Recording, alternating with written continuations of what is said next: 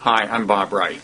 During this dialogue between Jonah Goldberg and John Chait, John's camera, unbeknownst to John, repeatedly went into something called demo mode, during which the camera demonstrates its capacity for special effects. And as a result, John's head is periodically subject to grotesque distortion, such as this. Right. This idea that percolates on the right every now and then, and is spoken openly, actually. So first of all, you probably shouldn't watch this if you don't think you're going to have the stomach for it. Second, sometimes the demo mode actually silences John's voice for a few seconds. Now, during those cases, it's usually clear what John was trying to say. But for good measure, we've put our paraphrasals of the basic point John was making below the video box in the afterthoughts section. We're really sorry about this. I assure you that discovering this problem did not brighten our day here at Blogging Heads TV, with the exception of a couple of moments of levity, I have to admit. But by and large, we weren't happy about it. But we just thought that a dialogue between Jonah and John is too good to waste, so we did our best to salvage it, and I hope you like the results. Thanks.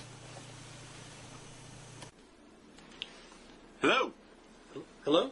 Hello. Jonah. Yeah. Hey, Jonah. How are you? I'm good. How are you? Not bad. First, before we get started, I just wanted to...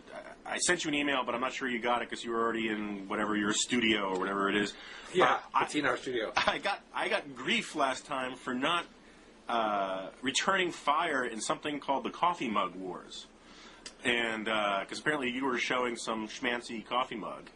And it caused me great agita because I actually have been collecting for quite a while inside the Beltway sort of BS status coffee mugs. And you showed weakness before your fellow conservatives by not returning fire. Exactly, and that's all that really matters. So first of all, I would like to just show, you can't see it obviously, or maybe, I don't know, I don't think you can. This is my Cosmo the Wonder Dog coffee mug, where it says he's the it dog of the American right. Wow. This is an even rarer one. This is the old AEI coffee mug. Note that it's shaped like the Liberty Bell. They don't make them anymore. Right. Sure, before they sold out the old stuff. Yeah. That's right. And this is the one I'm sure has never appeared before on Blogging Heads, the CBN News coffee mug, cable Christian Broadcasting Network coffee mug, vinyl. So wow. I just want to get that out there, put you on the defensive from the get-go. And I guess we can get started now, because the important things have been said. You've done my Oppo research for me. One of the things we talked about talking about was a column I wrote about a week ago, something like that, on this idea that percolates on the right every now and then, and is spoken openly. Actually, at the New Republic, I think quite a bit, at least when Peter Beinart was there, because he wrote basically a book on it. This idea that the Democrats are never going to take, or liberals are never going to take, the war on terror seriously if they're not in charge. And it's a scary idea for my side, because we don't want the Democrats to be in charge, obviously, but at the same time we want them to take the war on terror seriously. And I think the evidence for it is pretty strong. There was a blog kerfuffle the other day, I guess it started on Tigerhawk, and Instapundit linked to it, where Tigerhawk found a passage from Richard Clark's book, where pointing out how Gore was for extraordinary rendition when the Clinton administration was around. And I believe that the New York Times editorialized in favor of Escalon, or whatever that data mining program that first came out under the Clinton administration was.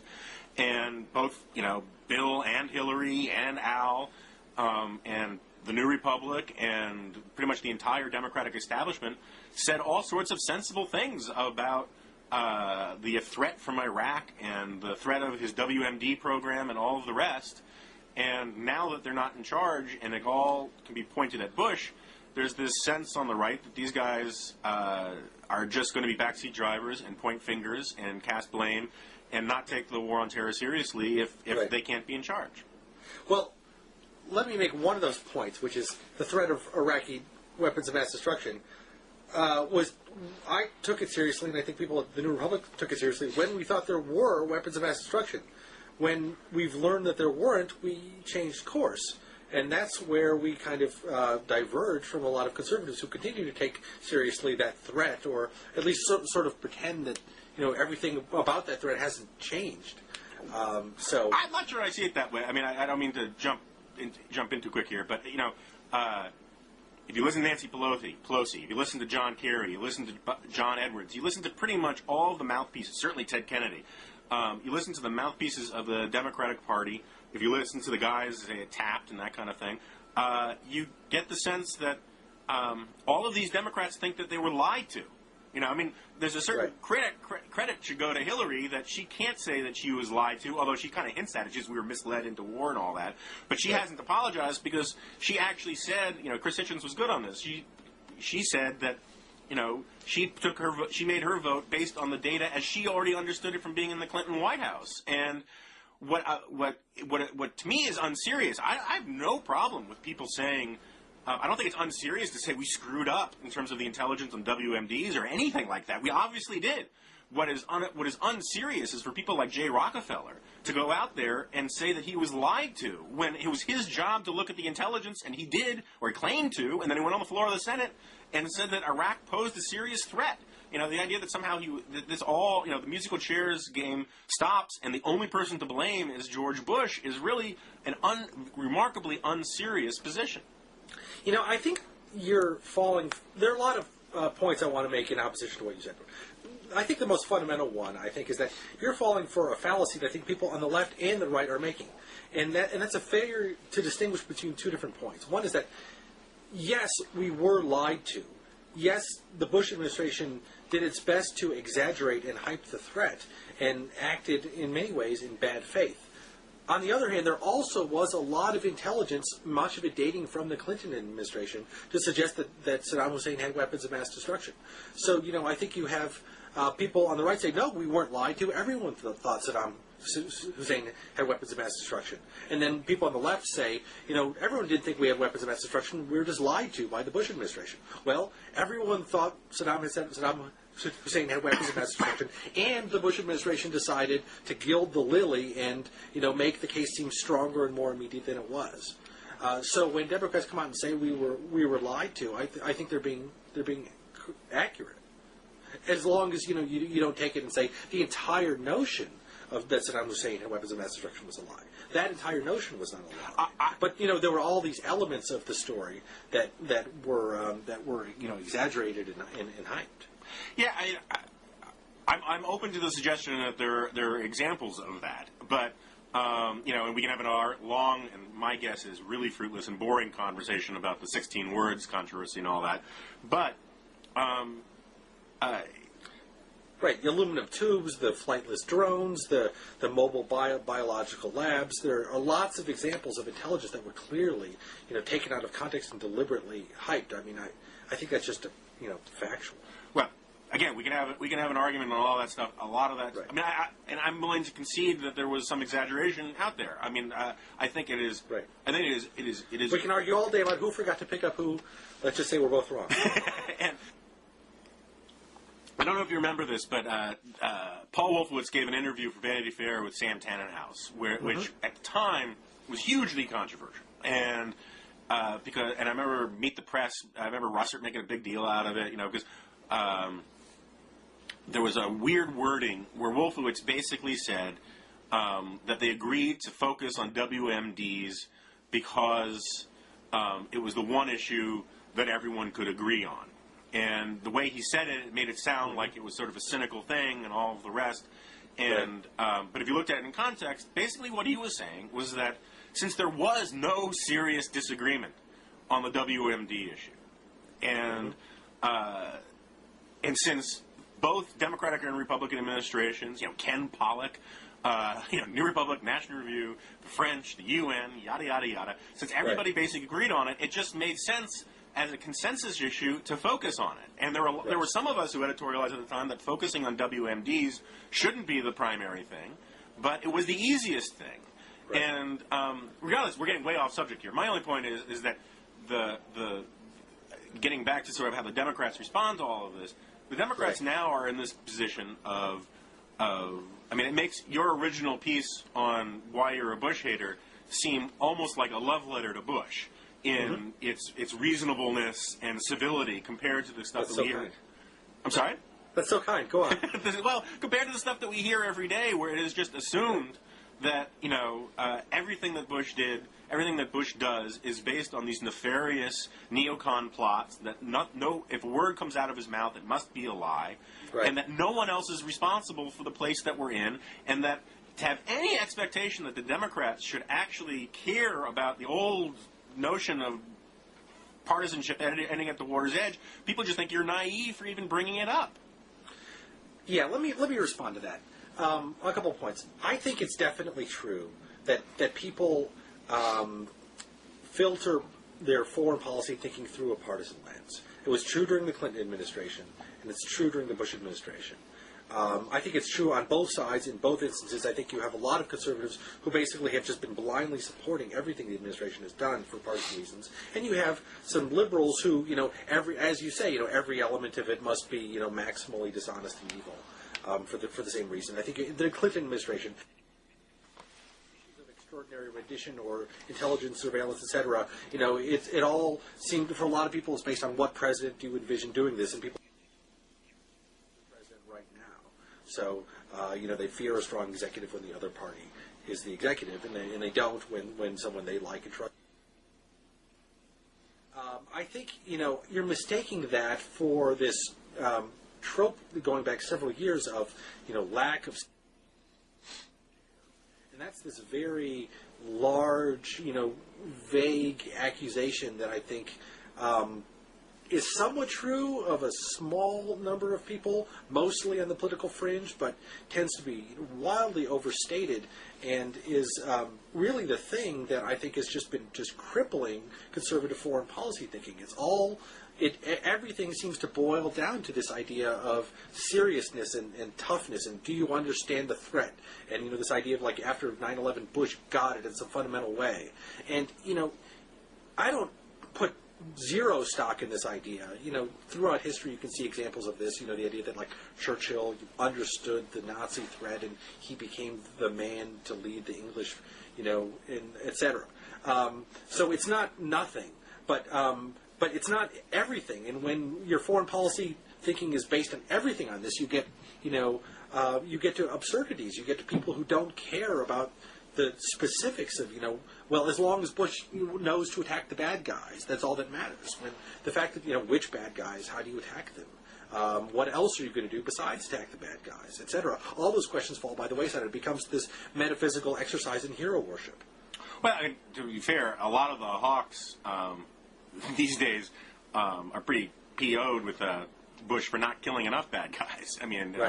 But that sort of brings us to your column on Giuliani. But before we get into that, I just want to ask you sort of a straightforward question, since you seem to think this is a marginal phenomenon, even though it's a phenomenon seemingly so widespread that it's conceivably going to cause Joe Lieberman to switch parties. Do you think Jack Murtha is serious about foreign policy? Do you think his position of the slow bleed is a serious foreign policy position? Yes. Here's the Democratic problem. They can oppose what Bush is doing, and they can stop it, but they can't make him do something else, right? I mean, they can't... You can say we should do, what Edward Luftwaffe said in the New York Times a couple months ago. What did he say? We should initiate civil war and retreat to bases, and fight terrorists, or he didn't mention this, the humanitarian problem and helping refugees and that sort of thing. That can be your alternate plan. You can't make Bush do the alternate plan. But if his plan is making things worse, you can stop it. So then you end up with this sort of slow bleed situation. You get a kind of, stalemate where you can stop him from what you want to do. I don't think that reflects a lack of seriousness.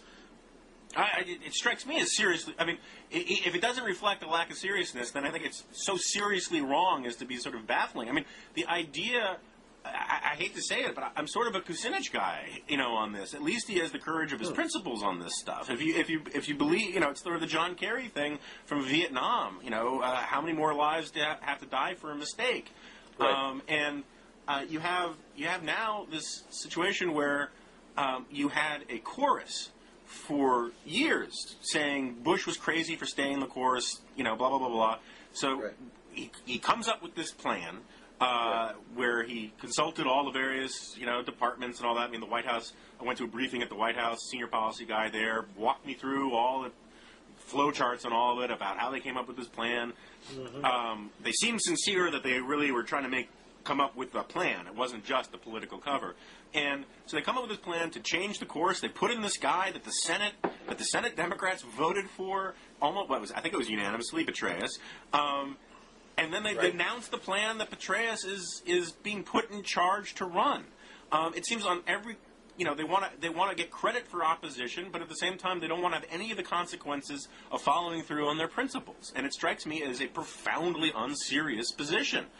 But I don't know why. I mean, I pretty much agree that at this point we're not helping. Our strategy in Baghdad certainly is not helping. We're just helping the Shiite eliminate their enemies while they sit on the sidelines. And so what we're doing in Baghdad is, and which is the thrust of the strategy, is making things worse. So I want them to stop or at least discourage the administration from pursuing a counterproductive strategy and then try to push them towards using our forces in Iraq toward to a more productive purpose of containing the damage. So I'm not sure what unserious means other than just strongly disagreeing with what. I don't think there's a role for troops in Iraq, but that this role that they propose is counterproductive. How's that unserious? I'll think about it. It strikes me as, the Murtha position of the slow bleed strategy of basically telling the commander-in-chief in time of war that we're going to throw up a whole bunch of monkey wrenches in the bureaucracy and the rules so that you can't actually try to win without paying attention to any of the consequences of losing, when Murtha says things like, oh, we're just going to deploy to the area, and then when he's questioned on that, he says, oh, I mean Okinawa. That's not a serious position. I mean, you hear from people on the Hill, Democrat and Republican, that Murtha is not actually a particularly serious guy about a lot of this stuff. I don't know if he's a particularly, brilliant guy. I think he's dead serious. Fair enough. Fair enough. Look, I mean, that's the whole problem of winning and losing. I think it's a matter of we lost. We lost the war. We need to figure out the best way to contain the damage to prevent the worst, most potentially catastrophic results from occurring. And so we're in damage control. So I see a lot on the right this dichotomy of win loss. They don't think we should win. We can win. We should get out. Well, no, I don't think we should win, but it doesn't necessarily mean get out. I think they're almost trying to define away some of these middle ground positions. Yeah, well, I mean, I think there shouldn't be in a situation like this when you have national prestige, where you have so many lives and so many national security concerns on the line, that the middle ground position is a mess. I mean, it is the Vietnam story of not being able to win but too afraid to lose. Right.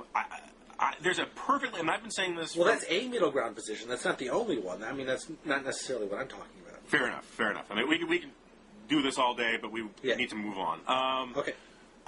You wrote a column about Giuliani, which sort of ties into all this. Why don't you walk us through it? Right. I mean, I thought Giuliani is the embodiment of this phenomenon I referenced earlier in our talk, which is foreign policy as this metaphysical exercise in hero worship, and this odd belief that Giuliani he's a mayor. So ordinarily, if someone who's a governor, let alone a mayor, runs for president, foreign policy is presumed to be their weak point. It's something they have to overcome. Where for Giuliani, it's the strong point. He doesn't really have much of a domestic policy. His social issues are universally acknowledged to be a huge handicap in the race. So you're just left with foreign policy. And what is foreign policy? Basically, foreign policy for him is the fact that on September 11th, he spoke in confident tones and pointed at the rubble and assured people that everything would be okay, which is great, but much much evidence that he would be a strong leader in foreign policy. And in fact, what you're saying on the right, as you said, a lot of conservatives are saying Bush has disaster. But the way they're talking about Giuliani is the same way they talk about Bush. He's got this toughness, this Wagner. He recognizes evil. Bad people oversee, the bad guys, and so he shouldn't be our leader. But Bush does all those things too. And look, he led us into this disaster in Iraq. So doesn't it? I don't see why they don't see the connection there. Why don't they see that this kind of thinking led them immediately to one disaster? So why is Giuliani viewed as so strong in foreign policy? I have to say, it's an interesting point. I think the Giuliani people would say that he's actually mayor of New York City is sort of a sui generis job. Right. I mean, it's a pretty cosmopolitan place, and there's all sorts of Israel politics, which we don't have to get into, that come out of New York. And but again, that's not really foreign policy. No, I agree with you. I mean, I think it's a perfectly fair point that you're making. I guess there are two things I would say that are distinctions I would make. One is, I think that you are making a mistake by linking I don't want to put words in your mouth, but this sort of Manichaean moral, the world is black or white place kind of thing that we see in Bush, because we see in Giuliani. I think you're making a mistake by saying that the mistakes of Iraq necessarily flow from that, rather than flow from competence issues, incredible screw-ups in the bureaucracy, bipartisan screw-ups, partisan screw-ups, all sorts of things. I mean, I've been with Rich Lowry on this for a long time, but the biggest intelligence failure that led to this mess wasn't the WMD thing, but it was the grotesque underestimation of the weakness of Iraqi civil society. And so I think there are a lot of other issues rather than this moral sense thing, and I'll tell you where conservatives are coming from generally on this, is that it's not Bush that they're looking to, it's Reagan. Reagan injected morality into foreign policy. He rejected the realpolitik and the Kissingerian, détente nonsense and all of that. And that is what, and I think this is an American thing. It just manifests itself differently in both parties. Americans see foreign policy as a moral enterprise. And what's fascinating is how that American tendency translates into such radically different views of foreign policy. But so I think that's a mistake. And then I think the other thing is the point that you misinterpret my position. So maybe before you go on, let me clarify. I think in part the sort of Manichaean view led we're in a war against evil bad guys, maybe evil bad guys from the Middle East, and Saddam Hussein is an evil bad guy from the Middle East, so let's go to war with him.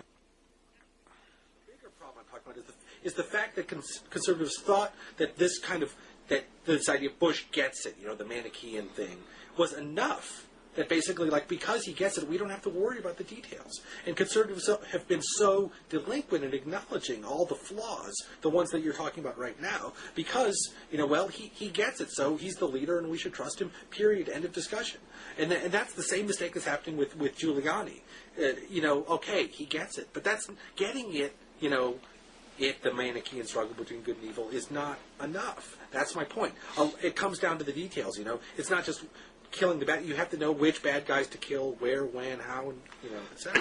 Yeah, but it's not like there's a lot of evidence that Giuliani isn't a detail guy. I mean, he is the squeegee man guy. I mean, he's the guy, the broken windows, par excellence politician of the 1990s. He is a details guy, and he's got the moral vision. I mean, look, I'm not carrying a lot of water for Giuliani. I'm very grateful.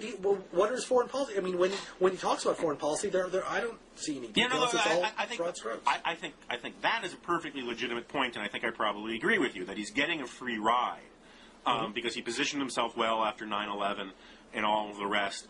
And he gets to steal a few bases in claiming that he's got these foreign policy credentials. He probably went around giving a bunch of speeches on foreign policy. I don't know. I mean, he talked about foreign policy a lot at the 2004 convention. But well, what he does is he goes to these crazy motivational seminars with Zig Ziglar and Goldie Hawn. Where you pay $50 in advance or $225 at the door, and gives this cheesy motivational address. Yeah, no, I think that's right. I think score one for Chait. I think you're right to criticize Giuliani on that point, but I don't think I don't think the connection you're making is entirely fair in that Bush I think conservatives, including me, would say that Bush got the morals right. He got the implementation really, really wrong. I think Giuliani passes muster on that. I mean, there's this whole thing about how, it's like sort of Dukakis all over again, where competence is the issue. We've got a bunch of Republicans running as technocrats. Giuliani is essentially a technocrat. Romney's really a technocrat. Gingrich, who is waiting for history to call him to service, is a technocrat. And sort of. Yeah, well, he's a visionary futurist technocrat, winning the future kind of guy. I mean, he's an odd constellation of things. Right. I think he likes the idea of ideas, but whatever. I mean, I think with him it's more when he gets to specific ideas. Often, there's always been this crazy tax credits so poor people could buy laptops, or when you examine them, it's always something nutty. Yeah, he's marketing himself as a technocrat. I mean, I think that's sort of the point I'm going to. And a wonk, and he is a brilliant wonk when he's talking. Again, implementation, we could have a long argument about that. But I think Giuliani, my only point is that I think he gets the credit for being a capable, hands-on guy, and he has got this moral vision thing that my side kind of likes. And I don't think it's, and I take you at your word that you're not making it a direct correlation, but it's a leap to say that you get the moral vision thing right, that is going to lead us to another Bush, because they're different guys in other ways. And I think that's what the Giuliani defender would say. But the other point I want to make real quick is that, I think this sort of gets back to your a point that you made in your I Hate Bush piece, and that Ramesh made in a piece in National Review as well, which is that we look at presidents, sort of gets to this thing about you were talking about before, where we trust presidents who are on our side to do things and don't trust the other side, is that presidents have become figures in the culture war. That they are symbols of the culture war. And the trick for Giuliani is that he's trying to position himself, and what's fascinating to me is that he's succeeding at it so far, is positioning himself as being on the conservative side of the culture war, while at the same time being pro-partial birth abortion, hanging out with gay dudes, married 3 times. It's a fascinating change in the sociology of the American right. Yeah. Someone else has pointed out. I wish I could credit who made this point, but I don't remember it. But that it's all about hating our enemies and annoying the liberals. So Giuliani annoys the liberals, so he must be our guy. Yeah, no, it's a very zero-sum view. Yeah, you hear it all around Washington among conservatives. The argument is that even though McCain, by almost any objective measure, is better on social issues than Giuliani is, Giuliani is a more trustworthy guy because he's willing to make an enemy of the New York Times, and McCain isn't. Right. And I have to say that there's some appeal to that argument, personally, but I agree. If I were you watching it from the outside, you would say how ludicrous it is. Well, it's tribal in some ways, but I thought conservatives all along were correct to be alarmed at lots of things about John McCain, positions saw the favor of the mainstream media as a positive thing. Oh, that's right. You were for him becoming president as a Democrat, right? I forgot about that. Yeah. You still in favor of that? As a Democrat? No. Well, he'd have to. He's abandoned all his liberal positions. He's moved all the way over to the right. So if he moves all the way back to the left, maybe. But I think at some point you can maybe. I think everyone is allowed one genuine intellectual conversion experience. Mm-hmm. Then after that number goes above 1, people have to start assuming the person's either crazy or extremely politically expedient. And I think with McCain, it's the opposite. It's the latter. He moved very. This is a topic I'm going to be writing about, I think, in a little while. But I think there's this bizarre bipartisan conspiracy to forget the fact that McCain moved very far to the left on substance in 2000, 2001, 2002. And now he's moving all the way back. And conservatives, I think, who think he might be their nominee and think he might be a formidable candidate are just, forgetting that whole episode. And liberals, want to demonize him as a right-winger. So they're, all saying, no, he never moved to the left. He's been a right-winger all along. He's a right-winger. He's Genghis Khan. So this whole episode of McCain's past has been completely forgotten. Well, but I don't have the list with me. But if you look at all the things he did from 2000 to 2002, I mean, it was remarkable how far to the left he moved. I agree with you, and I got to tell you, I mean, just reporting from the trenches on the right, it has not been totally forgotten. Anytime, I mean, I had the most milquetoasty, half-hearted, one hand behind my back, fingers crossed endorsement of McCain the other day in the corner, and where I basically said, I'm not pro-McCain, I'm just moving towards being non-anti-McCain. Right. And I got inundated with email from people saying, how dare you, what are you, crazy, how could you forget all of these things, blah, blah, blah, blah, blah. McCain has a permanent institutional fraction, significant fraction of the GOP base that simply hates him and is never going to forget it. That running against the Christian right stuff and the campaign finance reform stuff, the Gang of 14, I mean, there's a big long list of things that these people will bring up. And you know, I have this sense that the McCain people, what they want to do is they simply want to neutralize the right, you know, the hard right, rather than actually try to win them over in any huge way, because I don't think they can do that. Right. So many conservatives are willing to take this seriously. Like, they're actually flattered when he goes and, you know, with Jerry Falwell, who, in my mind, he hates, you know, despises.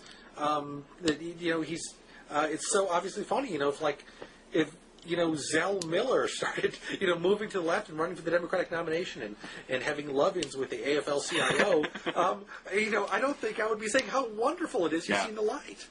Yeah, no, but I don't see a lot of people saying, I mean, I think people write about McCain and that stuff the way people write about Hillary in that kind of thing, where there's always this half a degree sort of separation where you say, you know, where, like with Hillary, they always say, Hillary appears to be doing this to appease these people, that kind of thing, or she's trying to appear as if she's moving to the right or to the left or whatever. And they say the same thing about McCain. I think the trust there is sort of gone.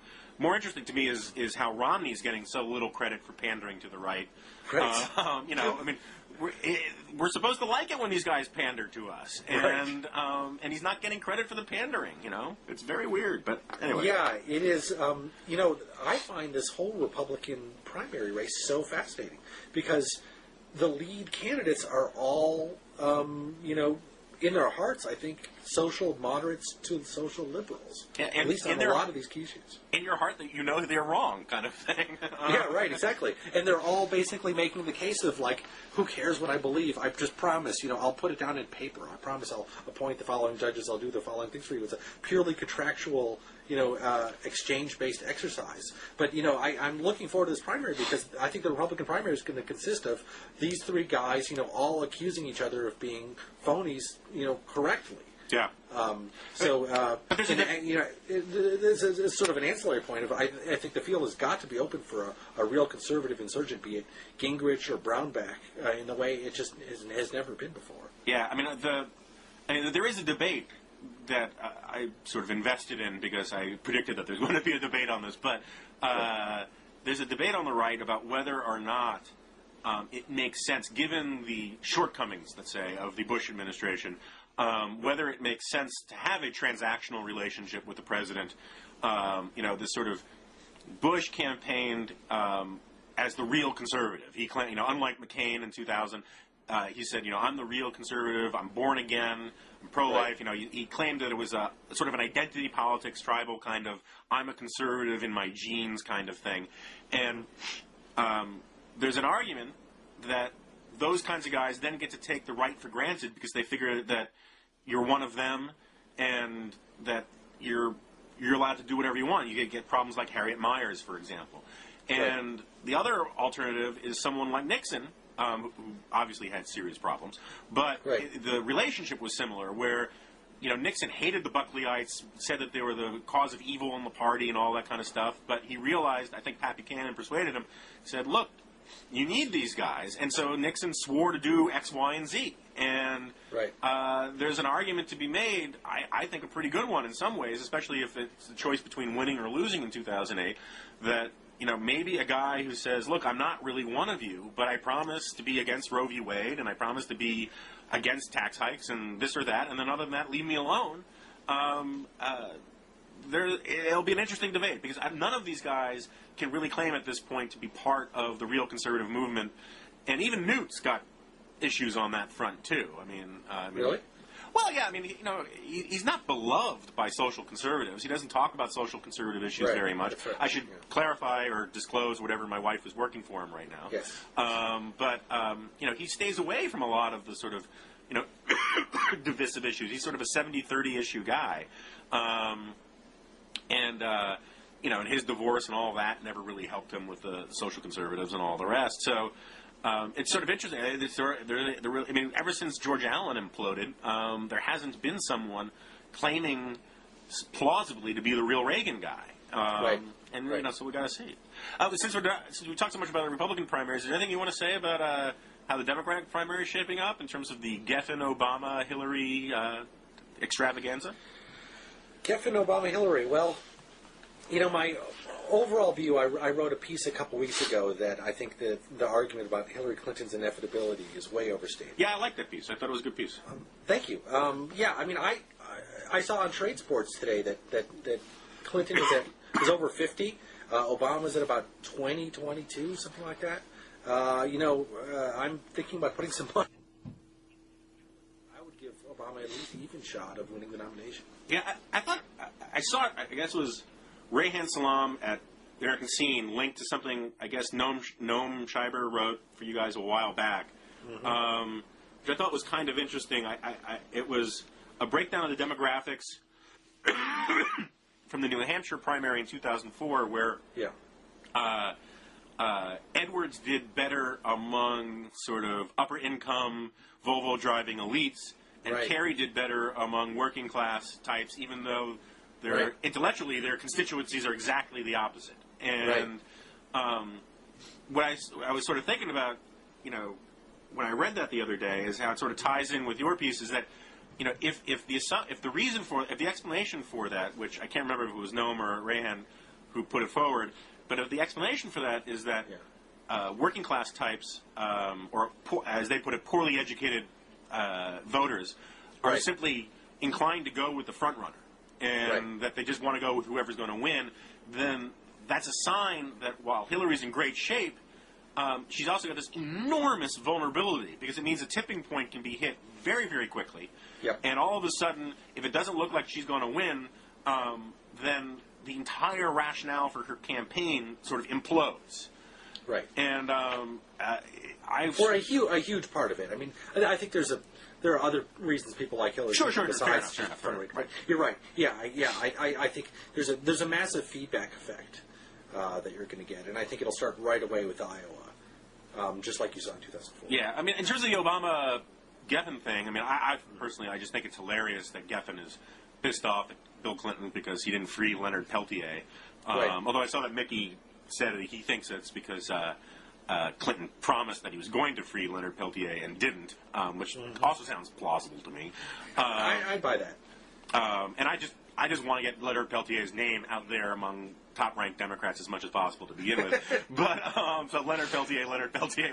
But the more fascinating. There, you just tipped Ohio in 2008. That's the 15 votes you're going to need.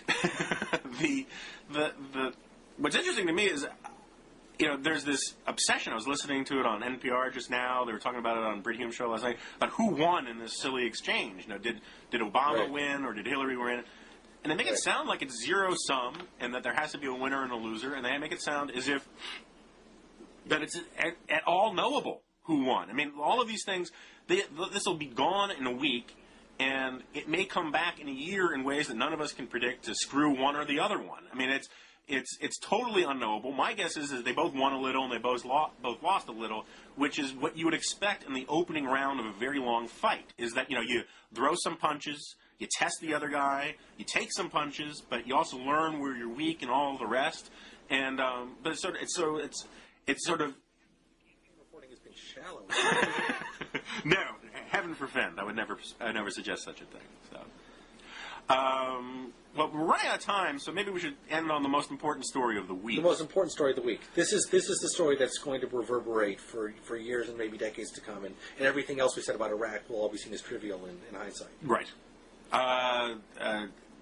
Shall I recap for viewers? I think you should. You're the one who brought this to the attention of the political world. Okay, fair enough. So, the other day, according to the Associated Press, a chivalrous man with nothing but the best of intentions, heard screams from his neighbor's apartment. And like as either you or I would automatically do, he grabbed his sword, his cavalry sword, and ran next door and burst down the door and charged in, thinking that he was saving a lady from being raped. Right. And in reality, he burst in on some poor dude watching a porn DVD with the volume on too loud. Too loud. And I think this speaks so many such volumes about where American culture is today that it's very difficult to single out a single thread. Right. It was like this wonderful reenaction of that great scene in Pulp Fiction. You know, it's very much the same thing. Bruce Willis escapes from that torture chamber and he's home free, but he decides he can't turn his back on his fellow man, or in the case of the news story, fellow woman, and so he grabs the sword and charges right in. Right, except, well, there's some differences, but there were some key differences, key plot lines, and it's. But also saving them from rape. That's that's also right. Part of That's right. And it sounds like this guy. Do you own a sword, and if so, how many? I do own a sword, and I foolishly forgot to bring it out for this segment, and I'm looking to see if it's in my office. Right. And I do not see it. But yes, I do in fact own a sword. It was I used to be. I know this is going to shock you deeply. I used to be something of a Dungeons and Dragons dork, and one birthday or Christmas or something, my dad got me an old French cavalry bayonet that was so long it actually doubled as a sword. Like the handle of the sword had a little notch that you put on the rifle. And it's not the coolest sword, but it makes the coolest sound when it comes out of its scabbard. So yeah, no, I need to know where my sword is. I could hear screams from my neighbors and not be prepared.